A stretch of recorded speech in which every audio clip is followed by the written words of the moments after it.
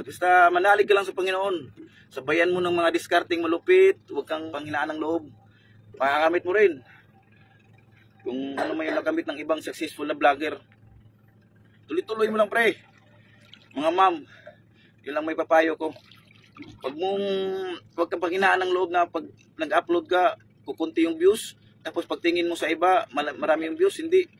Nakuha nila yan. Kaya hindi rin madaling paraan. Naghirap din yan sa umpisa. Wow! Alad ako. Huh?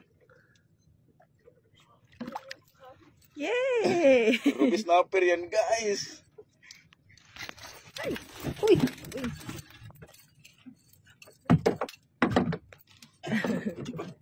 Hindi juga ni. Nilahom niya yung ano. O sabihin niyo naman, scam. Sa mga isang kuwan, ito sa mga isang dila. Ulam na. Ay!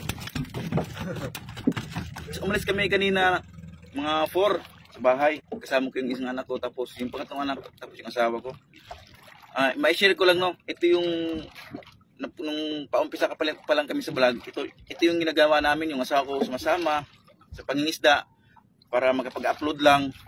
Sumasama siya para makabidyo. Yan. Hindi namin inasahan na papato kami sa masa. Basta ano lang, sipag lang talaga. Blessed rin siguro kasi sinuportahan ako ng aking asawa sa pagbablog. Siya lahat.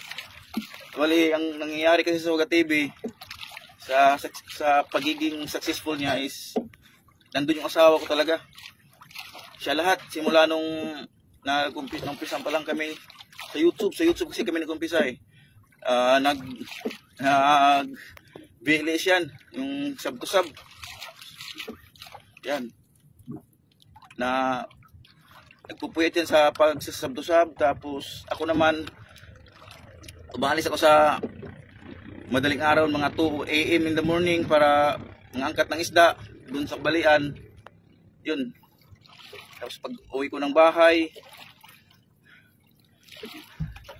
ang trabaho niya is yun pa, tulungan lang sa gawaing bahay kasi ano nga namin, ginuguro namin yung YouTube namin.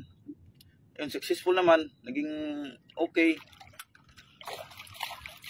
Kaya ang may papayo ko lang talaga sa mga nag-umpisa pa lang, sipag lang, huwag kang sumuko. Siyempre, ikumpara mo yung video mo, kasi ang ginawa ko, kinumpara ko yung mga video ko, yung quality sa iba, sa iba, kung ano ang kaibahan. Ngayon, para magaya din sila ba sa ano man lang, sa mga attitude man lang nila, kasi importante talaga yun guys, yung attitude, kung paano mo i-handle yung sarili mo pagdating sa camera. Importante yun para hindi ka boring. Tapos yung editing, yung transition, yung tinatawag na transition, importante yun, yung mga angulo, yun inaral ko talaga lahat yun. Ako lahat yung hindi ko sakin, Timon balik, nag-edit, ano ng script lang, nag-iisip kung anong content, nagdi-direct, kuma-acting, o di ba? Triple, double na. Sa kuan. Kaya nasusuklian talaga ang aming hirap no ng aming kasawa. Talagang bless.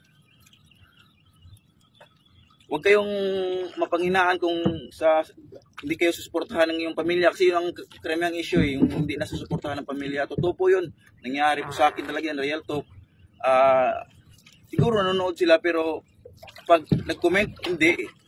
Malalang lang yung nagko-comment. Lalo yung mga kapatid ko, sa totoo lang, hindi yung nagko-comment pero nanonood. Kaya huwag kayong sumama ang loob mo na sasabihin, kasi may napanood ako na vlogger eh, kasi wala daw suporta sa pamilya. Hindi totoo yan, sumusuporta yan, siyempre kapamilya mo nga eh, dugo mo yan. Hindi lang sila nagko-comment pero nanonood yan. Kaya huwag ka panghinaan yan, basta importante lang mag-enjoy ka lang sa ginagawa mo, tuloy-tuloy mo lang. Malay mo, magaya ka sa akin, successful. May tuturing ko kasi sa sarili ko na naging successful ako sa social media, gawa nung umabot po yung YouTube ko ng mga 50,000 plus. Tapos, kasi bago na yung ginawa ko yung page sa Turgain, sa YouTube, Facebook. Nung humina yung YouTube, lumipat ako sa Facebook, doon ako sa Facebook nag-focus. Talagang pumatok pa din. Biro mo, nagiging ano na ko ngayon, 280,000 followers. Grabe. From 6,000 followers to 280. Boom. Grabe. Basta manalig ka lang sa Panginoon. Sabayan mo ng mga discarding malupit. Huwag kang panghinaan ng loob. Makakamit mo rin. Kung ano may nakamit ng ibang successful na vlogger. Tuloy-tuloy mo lang, pre. Mga ma'am, yun lang may papayo ko. Huwag kang panghinaan ng loob na pag nag-upload ka, kukunti yung views. Tapos pagtingin mo sa iba, marami yung views. Hindi. Nakuha nila yan sa hindi rin madaling paraan. Naghirap din yan sa umpisa. Maniwala ka. Kasi ganun din kami. Nag-umpisa kami sa walang views. Basta sige lang ng upload. Tinitingnan namin yung quality kung ano ang magandang video. Kung bakit wala masyadong nanonood. Nakuha ko. Inaral ko talaga kasi yan Pinagpuyatan ko din sa YouTube yan. Yung mga angulo, yung editing. Yan. Konsepto. Inaral ko talaga yan. Strike na naman guys. Kakadaldal ko. Nakahuli tayo. Daldal na ako magdaldal. Minunal ka kasi sa ano Nagdaldal ako Ayun yung nunal. May nunal yung sa labi. Pero sa vlog lang ako madaldal guys. Sa vlog lang ako makulit. Pero pagdating sa personal, sobrang kabaliktaran. Ano yan, snub. Sabi nga nila, isnabiro daw ako sa personal. Hindi naman isnabiro. Ayaw ko lang yung nanguuna. Kasi ako, nung nagkuna ba o tagad, baka nang nagkuna pansin. Just, hindi ko papansinin, patay. Mga sabihin, pilingon man Pilingon talaga. Pilingon man Sukulong. Guys, pagka nakuha to, makakadalawa tayo. Nagkakarga na ko sa 2 kilos. Ay, suga po Laging adlaw. Subad ko na agbong kalisan. 12 kilos. Oh. Mo pa pagsubad. Ya, dako-dako po. Ha? Nakaduha gud sila. Pangalawa guys. Adi kabuhi kay nga ba ang taga?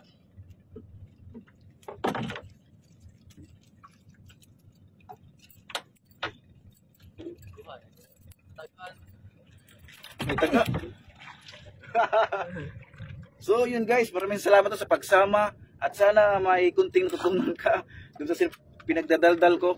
Marami pa guys, marami pa ang akong gustong i-share na kasi gusto ko talaga makatulong sa iba Siyempre, talagang may kita kasi sa pag-vlog sa Facebook, lalo na sa Facebook ngayon, may kita talaga. Kaya stay tuned lang kasi magbibigay ako ng mga tip at mag-uumpisa na ako mag-promote sa mga fans natin dyan, ng mga vloggers din. Maraming pong thank you.